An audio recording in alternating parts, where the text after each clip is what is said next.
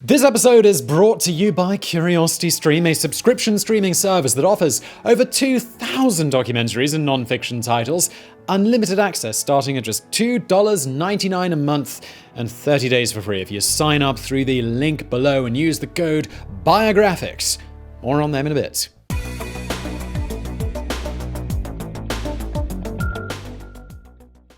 100 years ago, Egyptologist James Henry Breasted described Hatshepsut as the first great woman in history of whom we are informed. This is particularly ironic, seeing as how one or more pharaohs who came after her tried to have her erased from history through damnatio memoriae. Maybe they hated her, maybe they resented her success, or maybe they simply wanted a return to tradition. Thankfully, they did not succeed, which means that today we can bring you the story of Hatshepsut, the woman who became a pharaoh.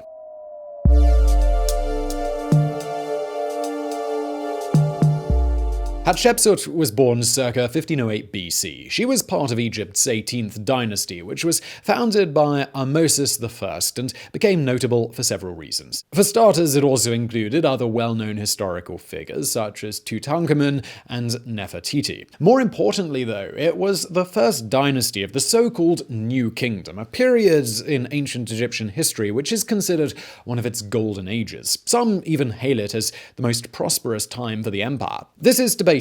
Others could argue that the Old Kingdom, which was defined by the construction of the pyramids, represented the true halcyon days of Egypt. But one thing that's for certain is that after the New Kingdom ended, the empire experienced steady decline and would never again reach the same heights. This dynasty is also known as the Thutmosid Dynasty because several of the pharaohs were named Thutmosis or Thutmose, whichever you prefer. Hatshepsut herself was the daughter of Thutmosis I, stepsister and wife of Thutmosis II, and stepmother of Thutmosis III. Speaking of names, we already gave a brief rundown on the naming conventions for pharaohs in our Tutankhamun video, which you can check out if you haven't seen it already. Basically, the full royal titles included 5 separate names. Our pharaoh today typically went by Hatshepsut, which was part of her personal name, but she was also often referred to by her throne name of Metkare.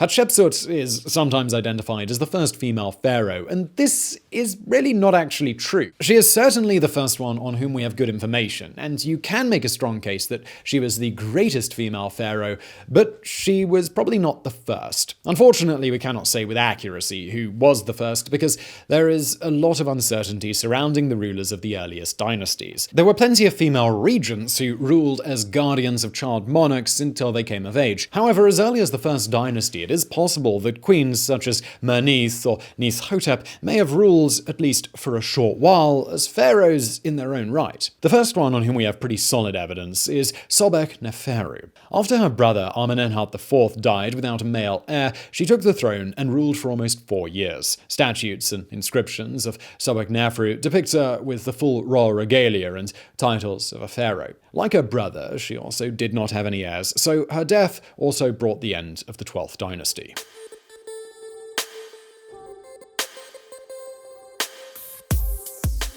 Hatshepsut was the daughter of Pharaoh Thutmosis I and his great royal wife, Ahmose. It was common for pharaohs to have multiple wives, but only one was the main wife who had certain authority and performed functions we would associate with a queen.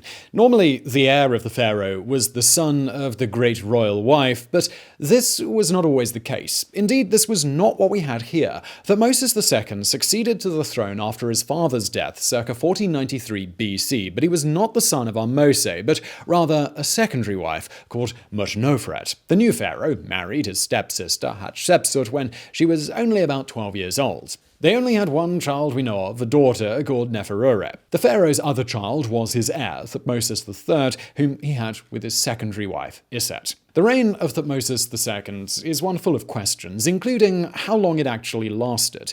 The traditional length, which comes from ancient sources, is 13 to 14 years, but some modern Egyptologists argue that it may have been a full decade shorter. Assuming the older version, then the pharaoh would have died in 1479 BC. Technically, he was succeeded by his son Thutmosis III, but the new king was only 2 or 3 years old, so his stepmother, the great royal wife Hatshepsut, ruled as his regent. So far, everything went according to protocol, but Hatshepsut was expected to cede all authority when Thutmosis came of age. She didn't, though. Instead, she took the power for herself and became a fully fledged pharaoh. Unfortunately, we don't have the complete details of her rise to the throne. We don't know if it was something gradual, as Hatshepsut kept awarding herself more and more authority, or if she took over in one fell swoop. We do know that in the early years of her regency, she used traditional titles such as King's Chief Wife or God's Wife, and was portrayed sitting behind or to the side of the young pharaoh. However, around the 7th year of Thutmosis's reign, she began being depicted as the King of Egypt, with all the titles and regalia that came with it. What would be nice to know is how the people of Egypt reacted to this power play. She ruled as pharaoh for well over a decade, so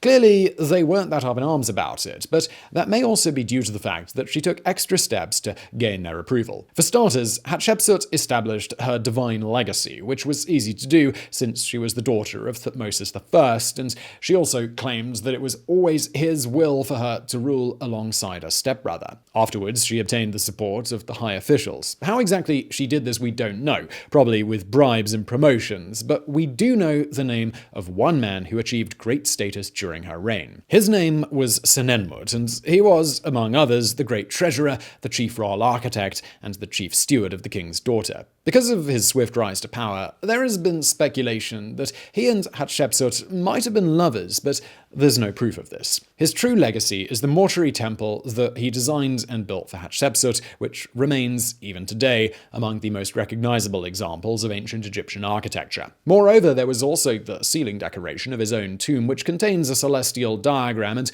represents one of the most detailed displays of Egyptian astronomy. The last step in Hatshepsut's process to secure power was the most unusual, as it had not been employed by any of the other female pharaohs. Hatshepsut portrayed herself as a man. There are statues and inscriptions of her where she clearly is depicted with a male body and described using male pronouns. She even had the fake pointy beards that we see on a lot of pharaohs. That being said, this practice wasn't universal, and we also have statues where Hatshepsut is shown as a woman, as well as there being inscriptions where she used feminine titles such as the female Horus or daughter of Ra. Perhaps once she felt her position was secure, she abandoned the custom.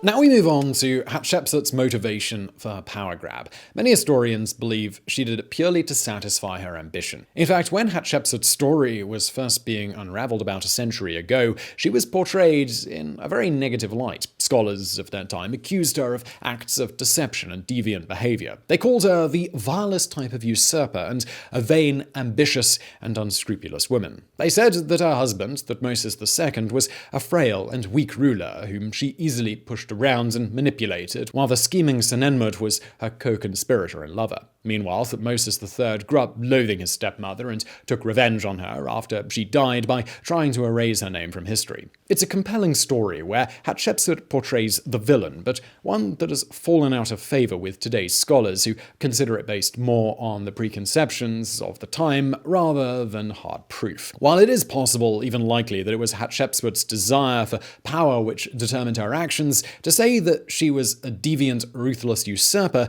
is a tad too far. After all, if she was really so cold-blooded, she would have found a way to get rid of her stepson, since he was the biggest threat to her power, especially after he came of age, but, well, she never did. She never threatened or persecuted him. Thutmosis was allowed to do as he pleased. He first trained as a soldier and then became the commander of the Egyptian army. In fact, some historians opine that Hatshepsut did exactly the opposite, that she took power during a political crisis to protect herself and Thutmosis from another pretender to the throne from a different branch of the royal family. Once she did it, it was a lifetime gig, so she couldn't surrender power even if she wanted to. Or perhaps she was telling the truth all along when she said that her father wanted her to succeed him as pharaoh. Unlikely, yes. Impossible, No. Motivations aside, let's talk about Hatshepsut's actual reign. Was it actually any good?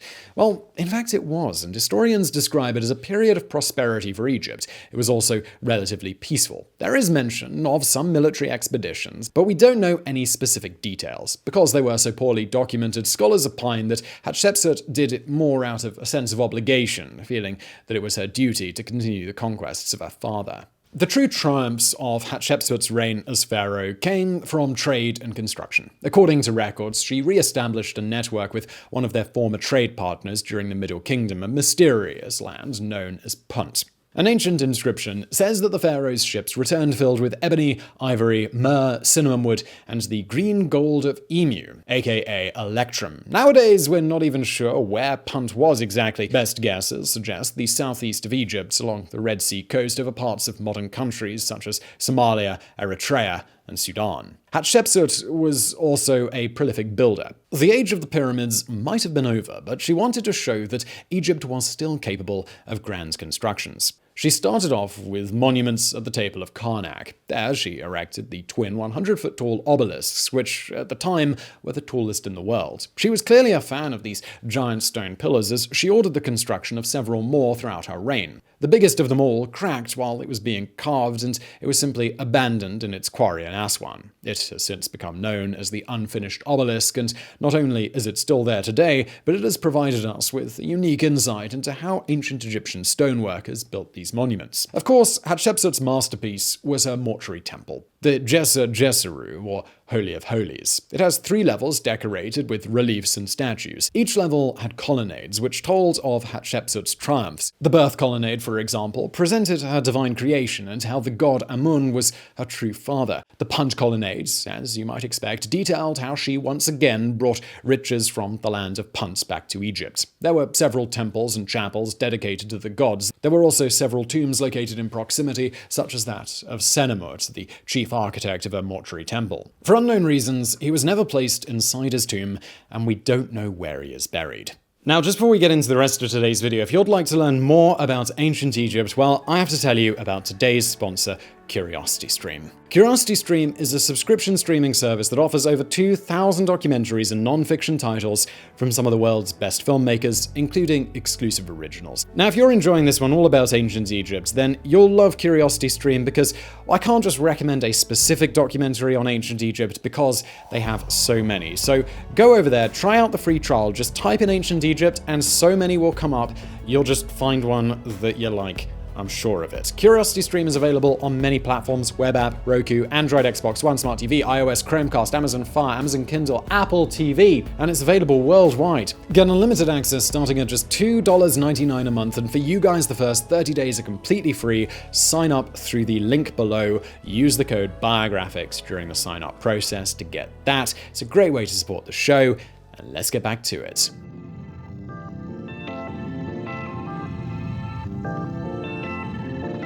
As with many pharaohs, the story of Hatshepsut has continued into modern times thanks to archaeologists finding her tomb. However, her contemporary tale is a long and complicated one that stands out from the rest because it has been developing for over 200 years. Hatshepsut died in 1458 BC and was buried in a royal tomb dubbed KV20, originally alongside her father, Thutmosis I. The tomb itself is notable because Egyptologists believe it may have been the first of its kind built in the region known today as the Valley of the Kings. The first mention we have of the tomb in modern times actually comes to us courtesy of Napoleon. Maybe not him personally, but the scientific expedition he led there in 1799. It was part of his campaign into Egypt and Syria, which mostly consisted of him fighting the Ottoman and the English empires. On the military side, the campaign was a flop. Napoleon failed to conquer Syria, and while he did capture Egypt, he later had to surrender it in order to withdraw. On the scientific side, however, it turned out to be one of the most significant expeditions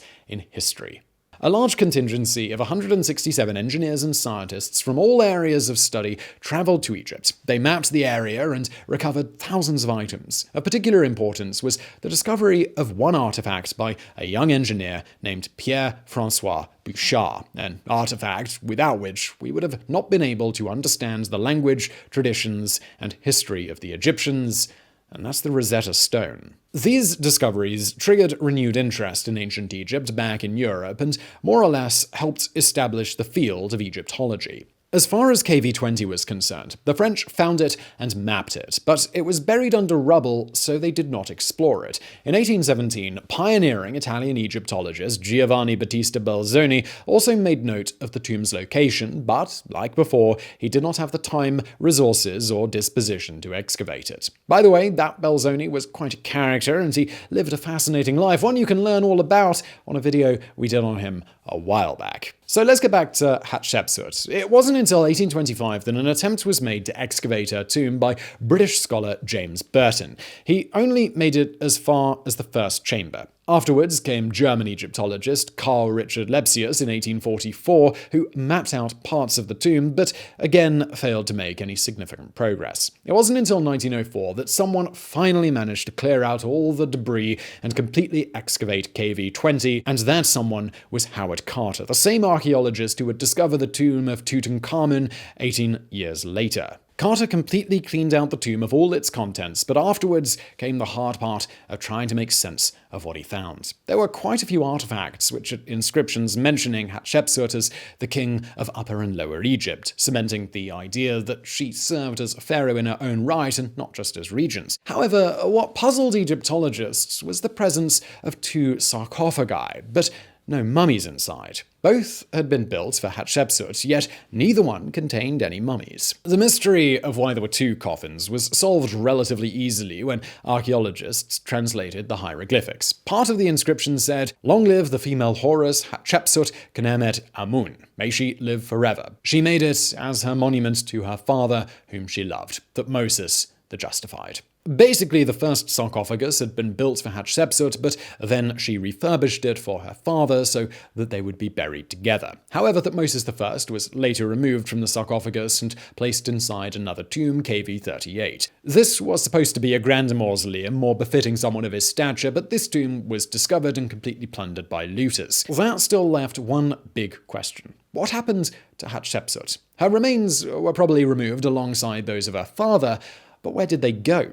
Over the decades, several potential candidates were put forward. Hatshepsut became similar to Nefertiti, another famous Egyptian queen whose remains have yet to be found. Every time a new female mummy was discovered that was about the right age, people speculated that it might be the long-lost pharaoh. One of those candidates was a nameless mummy discovered in 1903, also by Howard Carter in tomb KV-60. This was a modest tomb that belonged to Sitra In, a woman who held the title of royal wet nurse to Hatshepsut. Her remains were also located inside the crypt, so this begged the question of who was the second mummy. Egyptologist Elizabeth Thomas was the first to speculate in the 1960s that the unidentified mummy might be Hatshepsut. Back then, however, technology wasn't ready yet to support her hypothesis. It wasn't until last decade that we finally got some evidence to back up this idea. Besides the mummy, archaeologists had previously recovered other items belonging to Hatshepsut from her mortuary temple. Among them was a wooden box with her name on it, which contained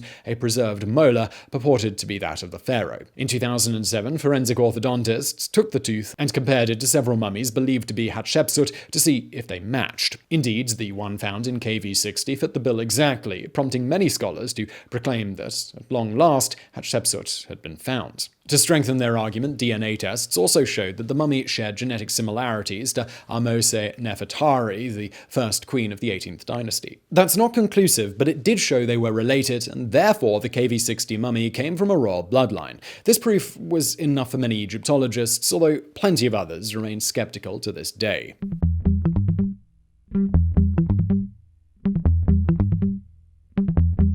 Let's assume, like many others did, that the mummy found in KV-60 is indeed Hatshepsut. In that case, we can also start talking about her cause of death. Ancient sources are quiet on the subject, as the pharaoh simply disappeared from the historical record, although it is generally presumed that she died in her 22nd regnal year. If the mummy is Hatshepsut, then she wasn't exactly at the peak of good health. Shocking, I know. The pharaoh was an overweight middle-aged woman with arthritis, bad skin, bad teeth, and she may have suffered from diabetes and probably died of skin skin cancer. Worst of all, she may have given herself cancer by using a carcinogenic skin treatment. In the same place that archaeologists found the wooden box with Hatshepsut's tooth, they also recovered a flask. At first, they thought it originally contained perfume, but later they concluded that it was some sort of lotion used to treat a skin condition like psoriasis or eczema. It contained traces of harmless ingredients like oils and fatty acids, but also a tar residue that could have caused cancer. It's impossible to say how long the pharaoh used the lotion for, but it is definitely possible that she inadvertently poisoned herself to alleviate the symptoms of her skin disease. That could potentially solve the riddle of Hatshepsut's death, but there is still the mystery of her disappearance. By all accounts, Hatshepsut was condemned to damnatio memoriae after her death, the process where her name and actions were removed from the historical record to try and make it look like she never existed. But the question is, well, why? In this regard, scholars have only ideas and speculations. Many have pointed the finger at the obvious suspect, her stepson, Thutmosis III, or possibly his son and successor, Amenhotep II, or even both of them. The motives were varied. We have no document or artifact to suggest how Thutmosis felt about his stepmother, but he could have resented her for basically usurping his power when she was just supposed to rule as regent. He could have also wanted to eliminate her reign to create a more direct lineage to his father and grandfather, Thutmosis II and Thutmosis I. If that's the case, though, the damnatio memoriae was more likely ordered by Amenhotep than his father. Thutmosis III became a great pharaoh in his own right, and his claim to the throne was unquestionable. In fact, he was ancient Egypt's most successful military ruler and created the largest Egyptian empire in history, and he is also someone you'll probably see on this channel in the near future. Amenhotep II, on the other hand, was not his father's first choice as successor. He was not his firstborn son, nor was he given birth to by Thutmosis's great royal wife. However, the original heir, Prince Amenemhat, and his mother both died, thus allowing Amenhotep to take the throne. The pharaoh could have felt that this royal claim was not as strong as it could be, so he sought to create a direct lineage to the first rulers of the 18th dynasty and eliminate outliers, by which we mean Hatshepsut. Or it could be that the motive was far less personal, and it simply represented a return to tradition. Hatshepsut's reign, even though it was successful and helped the empire prosper, went against the norm. Some argue that it was a problem exactly because it was successful, as it showed Egyptians that women could make good pharaohs too, and they couldn't have that, could they? Whatever the reason might have been, and whoever may have wanted Hatshepsut erased from the history books, the important thing is that they did not do a very good job. Most of the small artifacts that had her image or inscriptions were just left alone. Even the bigger stuff like statues or stelae were just smashed up and buried outside her temple. When archaeologists excavated the area in the 19th and 20th centuries, they were able to recover enough information to restore Hatshepsut's name and allow her to, once again, take her rightful place as one of the great pharaohs of history. So I really hope you found that video interesting. If you did, please do smash that thumbs up button below and don't forget to subscribe. And do check out our fantastic sponsor, Curiosity Stream, linked to below. And thank you for watching.